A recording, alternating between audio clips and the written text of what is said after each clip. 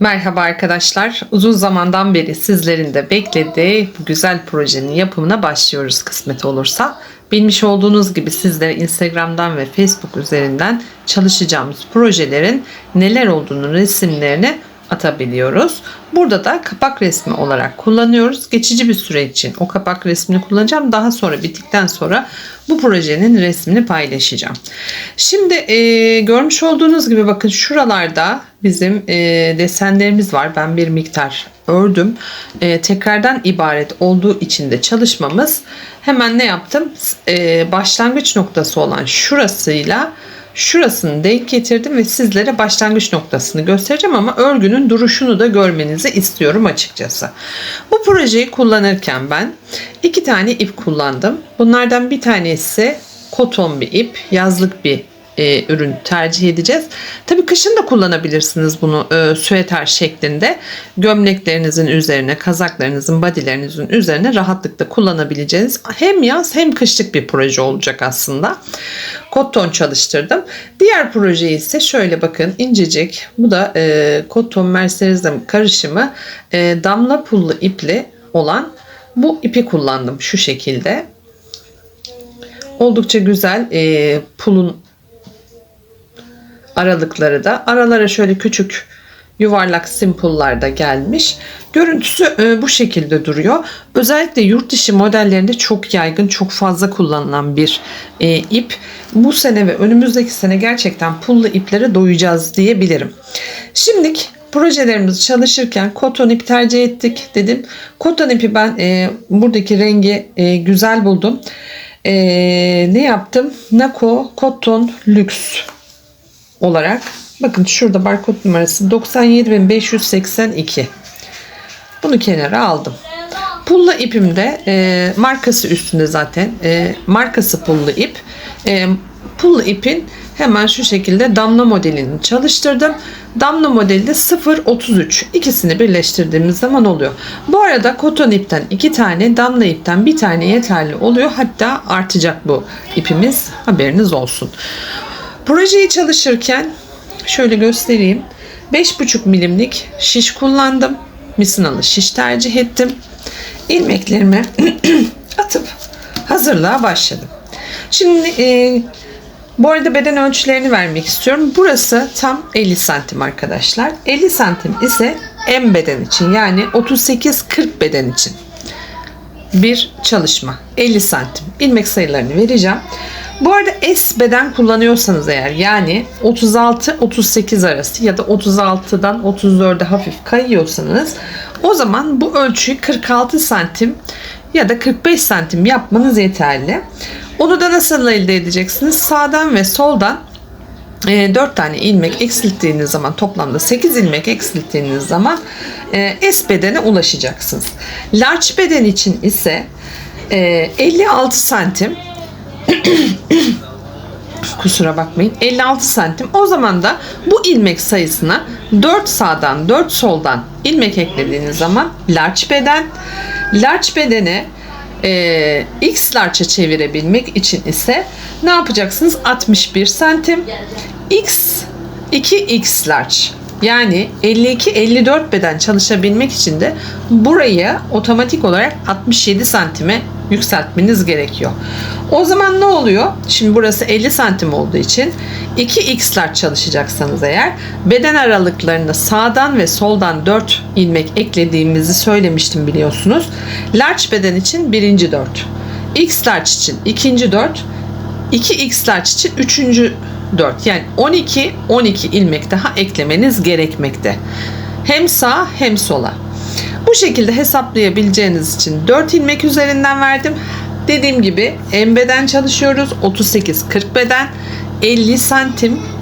50 santimin yani M bedenin üstündekiler her bir beden için sağdan ve soldan 4 ilmek. Large beden için 8, X large için 16, 2X large için ise 24 ilmek ekleyecekler. Buraya kadar anlaşıldı umarım. Şimdi ilmeklerimizin sayısını veriyorum hemen size. Bu arada şöyle bakın. Şuradaki uzun bıraktığım ip benim örgümün sağ tarafına denk getirdiğim zaman şöyle Arttırma ve eksiltme işlemlerini hep bu tarafta yapacağım. Diğer tarafı normal buradaki ipliği olmayan yerde ise bütün ilmekleri görmüş olduğum gibi öreceğim. Lütfen ona dikkat edin. Şimdi ilmeklerimiz 2, 4, 6, 8, 10, 12, 14, 16, 18, 20, 22, 24, 26, 28, 30, 32, 34, 36, 38, 40, 42, 44, 46, 48, 50, 52, 54, 56, 58, 60, 62, 64, 66, 67 ilmek. Şimdi 67 ilmeğin tam orta noktası benim ön bedendeki V yakamı açacağım yer. Aynı zamanda modelin sağ ve sola ayrıldığı alan. Düz ilmek. Bir tane düz ilmek. Sizler bu 67 ilmeğin üstüne ister 24 ilmek ekleyin. Gene tam orta noktasını denk alacaksınız, baz alacaksınız. Dediğim gibi 67 ilmeğin daha küçük 36 bedeni çalışacaksınız. Gene tam ortadaki ilmeği baz alacaksınız. O yüzden tek ilmek üstünden çalışıyoruz. Çift sayılar değil, tek ilmek. O tek ilmek de burada. Sağ kanat ve sol kanat eşit olacak. Ortası aynı olacak. Ön beden ve arka beden aynı kuruluyor. Sadece ön tarafta yakayı açacağız. Arka bedende de ense kısmını çalıştıracağız. Ense kısmında da şöyle bir şey olabilir. Bazı arkadaşlarım bunu ön bedenle arka beden aynı çalışabilirler. Bu projeler çalışılabiliyor. Hayır, arka bedende ben V'lik istemiyorum, ense kısmında hafif bir oyuntu istiyorum diyen arkadaşlar ense kısmına kadar çalışabilirler. Şu kadar bir omuzun üstünden atkı yapacak şekilde bantı oluşturabilirler. O şekilde de çalışabilirler. Bazı arkadaşlarım sırtın o kürek kemiklerinin olduğu yerden modeli bitirip yakadan böyle boyundan bağlamalı şekilde çalışabilirler. Bakın bunlar hep birbirinden farklı projeler olsa da aynı model üstünden çalışabileceğiniz projeler. Bunlar sizlere bir fikir. Hani ben bu fikirleri verirken hepsini tek tek çalışmaktansa size çalıştığım projeleri detaylandırıp bir model üstünden birkaç model anlattığımı biliyorsunuz. Farklı projeleri sunduğumu biliyorsunuz. Onun dışında sadece bu projeyi koton iple çalışabilirsiniz. Bir problem yok.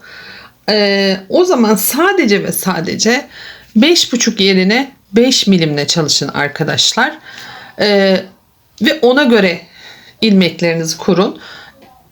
Tek koton üstünden çalışacak arkadaşlar dediğim gibi 5 milimle çalışsınlar. Gene aynı ilmek sayılarını kullansınlar. Onun dışında şimdi model şu şekilde bakın.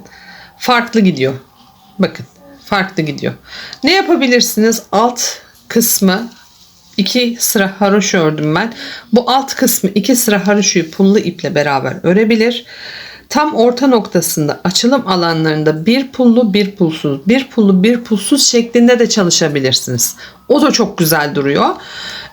Dediğim gibi bu şimdi bizim ön anlatımımızdı. Hemen ikinci videomuzla başlıyoruz. Biliyorsunuz birbirinden güzel projeler giriyor ve gerçekten aslında örümü uzun ama anlatımını kısa tutmaya çalışacağım sizlere. Hepiniz rahatlıkla projelerinizi rahatlıkla kullanın.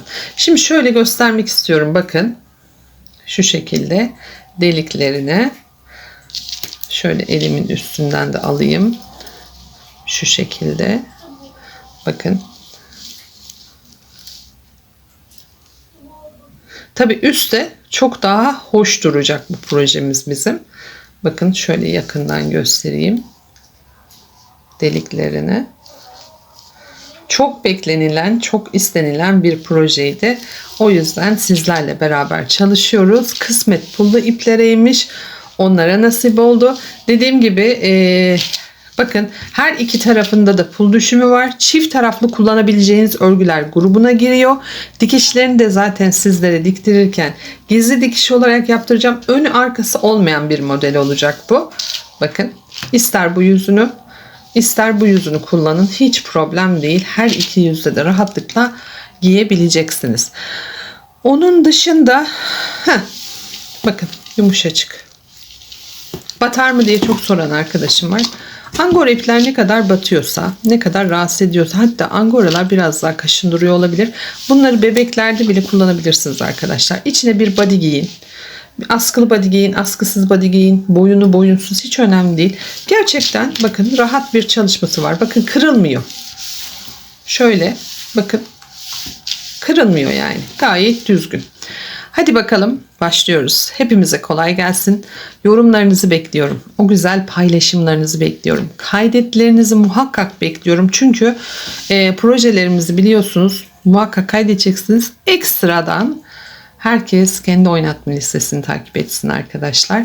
Şimdi birden fazla projeye gireceğimizden dolayı ana sayfamız her proje farklı günlerde yayına gireceği için karıştırabilirsiniz. Ne yapıyorsunuz? Ana sayfayı takip ediyorsunuz. Belki onlara da katılmak istersiniz. Ama her videonun içerisinde açıklama bölümü var biliyorsunuz. Açıklama bölümüne geliyorsunuz. Tıklıyorsunuz. Hemen sizi oynatma listesine götürüyor.